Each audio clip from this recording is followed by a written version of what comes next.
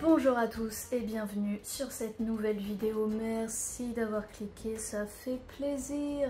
Mais surtout, merci d'avoir patienté, ça fait une éternité depuis la dernière vidéo, mais je n'ai pas eu le temps. Le jour où je vous parle, nous sommes le 13 septembre 2022. Ça fait donc un an, jour pour jour, que je suis en Guyane. Il est donc temps de faire le bilan de cette année. Alors pour ceux qui ont mis des commentaires sur les premières vidéos en mode « Oui, tu viens d'arriver, tu n'as pas à donner ton avis, c'est trop tôt !» Alors déjà, vous êtes qui pour me dire de pas donner mon opinion? Et ensuite, tout l'intérêt est là. Vous avez eu ma réaction à chaud quand je venais d'arriver, maintenant vous allez la voir maintenant que je connais mieux l'endroit. Et pour ceux qui m'ont dit « Ah bah voilà encore une blanche qui va rester 3 mois et qui se permet de donner son avis. » Non mais retourne chez toi si t'es pas contente. Toujours à critiquer la Guyane comme s'il y avait rien de positif à dire. Vous n'avez rien compris, mais je vous aime quand même. On commence tout de suite cette vidéo avec le premier point.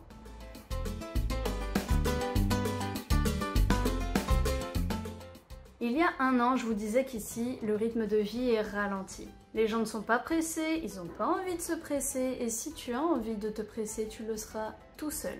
Personne ne va compatir. Et bah, je n'ai pas changé d'avis, c'est vrai. Par contre, ce qui a changé finalement, c'est moi, et mon rapport aux choses et aux gens. J'ai gagné en patience et surtout j'ai appris à relativiser. Il y a énormément de choses dans nos vies qu'on tient très à cœur mais qui finalement sont des choses futiles. Ici, on n'a rien dans l'instant. Donc si on veut quelque chose tout de suite maintenant, non, ça n'arrive pas. Du coup, il y a des questions à se poser. Est-ce que vraiment j'ai besoin de ça tout de suite maintenant? Et bien souvent la réponse est non. Et le fait qu'autour de nous, tout le monde se foute d'un peu tout finalement, ça nous permet de nous demander ce qui est vraiment important et ce qui ne l'est pas. Il faut savoir qu'en Guyane, il y a une grosse partie de la population qui est très pauvre. C'est comme ça, c'est un fait. Et la priorité de ces gens-là, c'est le bas de la pyramide de Maslow, c'est-à-dire avoir un toit, manger, être avec sa famille. Tout le reste, c'est du bonus. Alors se plaindre quand on est au restaurant et qu'on attend son plat une demi-heure, ou râler parce qu'on va dans un magasin et qu'il n'y a pas l'article qu'on veut, tout ça, c'est pas grave, c'est des choses qui sont secondaires. Alors je suis pas sûre d'être la personne la mieux placée pour parler du coût de la vie, parce que je suis le genre de personne qui regarde absolument pas les prix. J'ai un mode de vie qui est très simple, je fais pas les boutiques, je me maquille uniquement pour aller travailler, je porte pas de bijoux, j'aime pas ça. Les seuls vrais loisirs que j'ai où je vais vraiment dépenser de l'argent, ça va être les restos, j'adore manger. Et tout ce qui est rando, visite, balade, etc. Tout ce qui va me permettre de découvrir le pays. C'est surtout là-dedans que je dépense mon argent. En plus de ça, je suis du genre à consommer très local. J'ai un magasin de fruits et légumes juste à côté de chez moi, j'y vais à pied. Ils ne proposent que des fruits et légumes qui viennent d'ici, donc j'imagine même pas acheter ailleurs. Et j'ai pas l'impression de m'en sortir moins bien qu'en métropole en vérité. Maintenant que les grosses dépenses sont derrière moi, ma voiture est achetée, les meubles pour mon appartement aussi, bah finalement j'ai pas l'impression que mes dépenses quotidiennes soient si élevées que ça. Après évidemment tout dépend du mode de vie de chacun, mais je pense que c'est plus l'installation qui nous coûte très cher quand on a besoin voilà, de se meubler, de se véhiculer, etc. Mais une fois que ça c'est fait, si on consomme local et raisonnablement, en réalité, ça va. Alors je vais passer assez rapidement sur ce point parce que rien n'a changé depuis l'année dernière. Les routes sont dégueulasses. Juste, on s'y habitue, on roule pas trop vite. On finit par savoir où se trouvent les trous. Il y a une mouche. Ah non, hein. Et il vaut mieux faire attention parce que l'entretien des voitures du coup coûte très cher. D'ailleurs cette année ma voiture m'a coûté pas très loin de 1000 €, juste en entretien et en réparation. Mais aucun souci mécanique, c'était uniquement des problèmes liés à l'état des routes. J'ai changé mes amortisseurs qui étaient défoncés, j'ai changé mes freins qui étaient très usés. Oh et puis mon coffre. Vous vous rappelez de mon coffre ?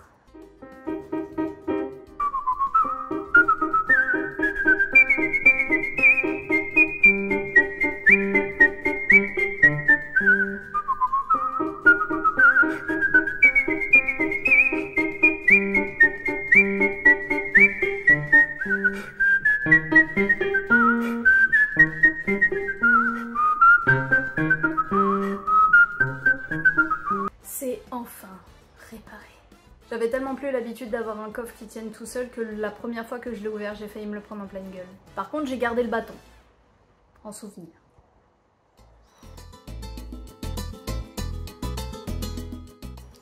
Alors là aussi je vais vite passer dessus, en vrai on s'y fait. Les premières semaines on se demande si un jour on va respirer de nouveau correctement et puis au bout d'un moment c'est comme tout, on finit par s'y habituer. Et finalement moi ce qui me gêne le plus c'est la climatisation. Souvent les magasins, les bureaux, puis même chez soi, la clim elle est hyper froide. Et moi personnellement à chaque fois que je suis tombée malade c'était à cause de ça, la clim. Pour vous dire, là on rentre en saison sèche, donc il commence à faire très chaud. Et je mets la clim uniquement la nuit et pas toutes les nuits parce que j'aime pas trop ça. Et je la mets entre 26 et 27 degrés. C'est vous dire la température extérieure. Du coup, pour éviter de tomber malade, team ventilo d'ailleurs. Voilà, si vous entendez un petit bruit depuis tout à l'heure, c'est parce qu'il est braqué sur moi, il fait beaucoup trop chaud. Alors en ce qui concerne la délinquance, disons qu'en ce moment je suis mitigée. Déjà je suis quelqu'un qui se tient pas du tout au courant de l'actualité. Chez moi j'ai pas de télé, j'écoute la radio uniquement quand je suis dans ma voiture. Et puis de toute façon, les catastrophes qui se passent à l'autre bout de la planète, j'ai tendance à m'en foutre un peu. Je vais connaître les actualités parce qu'on m'en parle dans mon entourage ou parce que c'est quelque chose de très gros, de très grave. Là on va en parler autour de moi et là je vais être au courant. Mais sinon, je me tiens au courant de rien. Et malgré tout ce qu'on peut dire sur la Guyane, qu'il y a énormément de délinquance, etc., jusque-là, jusqu'à il y a quelques semaines, ça me passait au-dessus parce que j'ai rien constaté de fou. J'ai entendu parler de quelques cambriolages, mais bon, des cambriolages, il y en a partout. J'ai entendu parler de très peu de choses en fait finalement. J'ai entendu parler de très peu de choses. Mais là, depuis quelques semaines, il y a eu une hausse de la violence en Guyane. Il y a eu notamment énormément d'assassinats ces dernières semaines.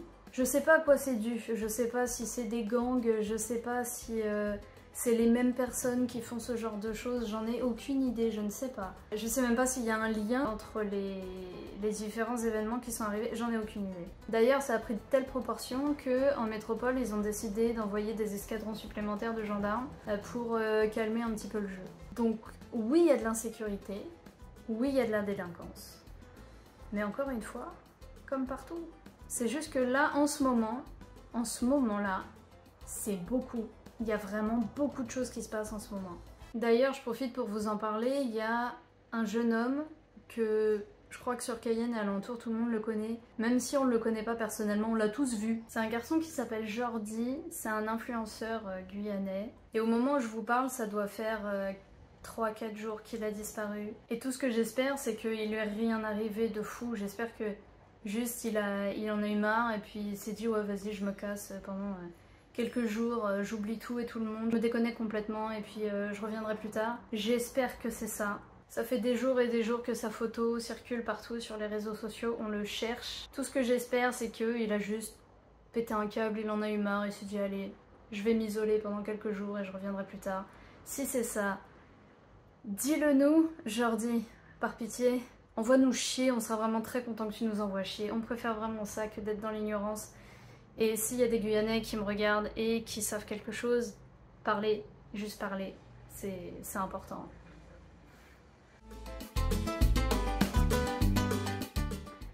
Franchement les moustiques, franchement ça va. Faux!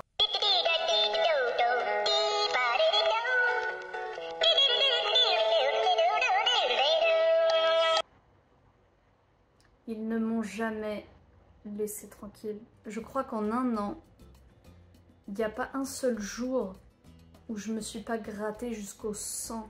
Alors j'aime bien parce que les locaux ils m'ont dit oui c'est normal, tu te fais beaucoup piquer, c'est parce que tu viens d'arriver, tu es du sang frais, tu es de la chair fraîche. Menteur! Pas une journée. Pas une. Ça fait un an. Après la bonne nouvelle c'est que j'ai pas chopé de maladie bizarre. La dengue, le zika, le chikungunya, je ne les ai pas eus. Après, bonne nouvelle, finalement je suis pas sûre parce qu'il paraît qu'il y a 4 sortes de dengue différentes et qu'une fois que t'en chopes une, c'est comme la varicelle, t'es immunisé. Sauf que la varicelle c'est pareil, je l'ai jamais eu. Je vis dans la crainte de mourir d'une maladie bizarre chaque jour. Et puis tout ce qui est huile essentielle, produits naturels, tout ça j'ai abandonné, ça ne fonctionne pas. Je me souviens très bien d'un jour où j'ai pris de l'huile essentielle de citronnelle, je l'ai appliquée sur ma peau. Je vois le moustique se poser très exactement là où je viens de mettre l'huile essentielle et me piquer. Alors j'ai essayé une huile locale, d'un arbre local, enfin je sais même pas si c'est un arbre d'ailleurs, qui s'appelle l'huile de carapa. L'huile de carapa, on me l'a vendue comme une huile naturelle, un répulsif ultra puissant. Non, non. Alors je sais pas si c'est moi qui suis complètement réfractaire à tout ça, tiens d'ailleurs. J'en ai acheté pas plus tard que ce matin. Alors je sais que ça marche pas. Donc répulsif naturel, ultra puissant, etc. Alors peut-être. Mais ça dure vraiment pas longtemps quoi. Si je m'en mets, tu peux être sûr 1 heure après je suis piquée. Non en vrai les seuls trucs qui marchent c'est les sprays ultra chimiques qu'on achète en pharmacie et ça fonctionne. Ouais. Sauf que quand t'es chez toi pépère sur ton canapé en train de mater un film et que t'es en train de te faire défoncer, t'as pas envie de mettre un produit que tu mets normalement en forêt. Pour l'instant, j'ai pas trouvé mieux que ça. D'ailleurs, les Guyanais, je vous laisse me mettre vos remèdes miracles en commentaire, s'il vous plaît. Il en va de ma survie.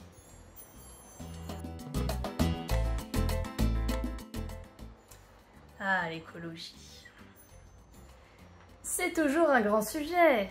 Alors, ça n'a pas changé depuis l'année dernière. La Guyane est toujours très en retard en matière d'écologie. Encore une fois, là où ça a avancé, c'est moi, finalement. Dans mes connaissances, dans mes rencontres, je me suis entourée de personnes, de groupes de personnes qui ont cette conscience écologique. Il y a des associations, par exemple, qui organisent des sessions de nettoyage sur les plages ou dans les forêts. Et il y a 2 semaines de ça, il y a eu le salon du tourisme en Guyane et la question du tourisme responsable a été posée. Donc ce sont des choses qui évoluent tout doucement, qui entrent très doucement dans le conscient collectif et j'espère que dans les années à venir, ça se développera un petit peu plus. Alors là aussi, pas beaucoup de changements par rapport à l'année dernière. Globalement ici, les animaux, on s'en fout. Le chien sert d'alarme, le chat est un nuisible. Le seul animal qui est un peu respecté ici, c'est un oiseau qui s'appelle la picolette. Ce sont des oiseaux qui ont la particularité de capter un petit peu tous les sons qui les entourent et d'essayer de les reproduire. Donc ce sont des oiseaux qui ne se limitent pas à leur chant, mais qui l'enrichissent en fonction de leur environnement. Donc la picolette est bien entendu maintenue en cage et elle est élevée uniquement pour des besoins pécuniaires. D'ailleurs, certains oiseaux dont le chant est extrêmement riche se vendent à plusieurs centaines de milliers d'euros. Donc il n'est pas rare de voir dans les rues de Guyane des mecs, c'est des hommes surtout, des hommes qui se baladent avec des cages à oiseaux dans la rue et qui, en fait, ils promènent leurs oiseaux pour qu'ils captent le plus de sons possible. Mais hormis cet animal-là qui peut effectivement faire gagner énormément d'argent à son propriétaire, les autres bestiaux, on s'en bat un peu les reins. J'ai rencontré des nanas qui font partie d'une association de protection des tortues marines qui s'appelle Quata. On a fait avec mes amis une mission sauvetage avec elles un matin sur la plage pour sauver les bébés tortues. Et j'ai aussi intégré une association de protection animale qui s'appelle AAG. Et c'est grâce à elle que j'ai rencontré mon nouveau compagnon à 4 pattes. Jimmy! Je crois pas vous avoir raconté cette histoire dans ma précédente vidéo, mais dans mon précédent appartement, je suis sortie de chez moi un matin et il y avait un chaton dans ma cour, dans l'allée vraiment qui permettait de sortir dans la rue. Un chaton qui s'était fait écraser. Et vu comme il était, il s'était forcément fait écraser par un de mes voisins, par quelqu'un qui sortait. Et c'est une vision qui m'a hantée parce que j'ai pas envie de rentrer dans les détails, mais ce chaton, déjà il était petit vraiment et il avait vraiment la tête écrasée. Il a vraiment mal fini sa vie, vous voyez. Et étant donné qu'il était en plus en plein soleil, enfin, je pouvais pas le laisser là. Donc c'est moi qui l'ai pris. Bon, j'ai mis des gants et tout, hein, mais c'est moi qui l'ai pris et qui l'ai mis ailleurs pour éviter qu'il se décompose là en plein milieu de l'allée.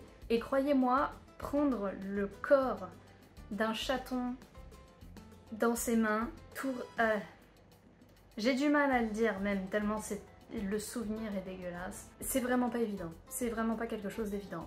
Surtout pour quelqu'un comme moi j'adore les animaux, je ne les mange même pas. Là, c'était vraiment difficile pour moi. Et depuis ce jour-là, je me suis dit comment moi je peux aider, comment faire en sorte que ce genre de choses n'arrive pas. Parce que en Guyane, des chats errants, des chiens errants, mais il y en a mais partout dans les rues, il y en a partout. Donc je me suis dit vraiment, moi à mon niveau, qu'est-ce que je peux faire? Et c'est comme ça que j'ai contacté cette association AAG et je voulais juste à la base être famille d'accueil. L'association récupère des animaux abandonnés sauf qu'ils n'ont pas de refuge, ils peuvent pas les garder quelque part. Donc ils font appel à des familles d'accueil pour que ces animaux soient gardés quelque part le temps qu'on leur trouve une famille adoptante. Donc moi je me suis dit bah je vais faire ça. Je vais prendre des petits chatons chez moi jusqu'à ce qu'il y ait quelqu'un, une famille qui veuille bien adopter l'animal. Jimmy a été mon premier chat et mon seul chat. Je l'ai kiffé tout de suite, même j'ai regardé sa photo, la nana m'a envoyé la photo, j'ai fait oh, il était trop mignon. Mais en plus de sa petite tête trop mignonne, c'est son histoire aussi à Jimmy qui a fait que j'ai eu envie de l'adopter. Il faisait partie d'une portée de 3 chatons qui ont été retrouvés dans un carton, dans la rue, abandonnés comme ça. Et ces 2 frères et sœurs, si je puis dire, ont été adoptés tout de suite, mais Jimmy, personne n'en voulait. Alors la raison qu'a avancé la nana de l'association, et qui est vraie, parce qu'il y a même des études qui ont été faites là-dessus, c'est que Jimmy est un chat noir et blanc, et qu'à l'ère d'Instagram, c'est pas photogénique. Les chats noirs et les chats noirs et blancs sont les moins adoptés parce qu'ils passent moins bien en photo. L'humanité! Donc ses frères et sœurs qui étaient respectivement bruns et roux ont été adoptés tout de suite, mais lui, on n'en voulait pas. D'ailleurs, il est tellement pas photogénique que je lui ai fait un compte Instagram qui est là. Oui, j'ai fait un Instagram à mon chat, il y a quoi maintenant? Et en plus de ça, quand je l'ai récupéré, il était tout maigre, il ressemblait plus à un rat qu'à un chat. Il était un peu sale et puis il était dans une autre famille d'accueil avant d'arriver chez moi. Et apparemment le monsieur de cette famille-là, il aimait pas trop les chats et il faisait bien comprendre à Jimmy qu'il l'aimait pas. Et la nana de l'association, quand elle me l'a donné, elle m'a dit fais attention, ferme bien la porte de ta chambre parce qu'il a tendance à faire pipi partout et notamment sur les lits. Alors moi quand je l'ai récupéré il avait 2 mois, je me suis dit ok, je suis tombée sur le cassos du chat, il va me pisser partout, ça va être un enfer. Pas du tout. Il a été très propre tout de suite, ça a été un sucre, il venait me faire des câlins tous les soirs, il miaulait même pas, d'ailleurs c'est pas un chat qui miaule beaucoup. Mon chat! Pardon, excusez-moi, je suis gaga de fou dès que je le vois. En fait je pense juste que, étant donné qu'il était pas bien dans sa famille précédente, il faisait des bêtises, il faisait pipi partout, il se sentait pas apprécié, donc forcément il faisait n'importe quoi. Sauf que maintenant, il est dans une famille qu'il aime, donc il fait pas de bêtises. Si, il fait des bêtises. Si, il fait des bêtises.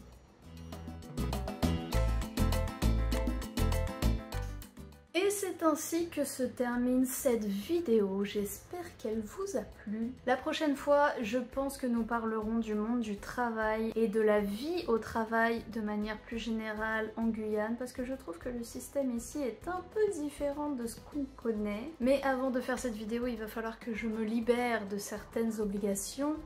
Une fois que ce sera fait, je pourrai vous en parler un peu plus librement. Je vous dis à la prochaine, ciao!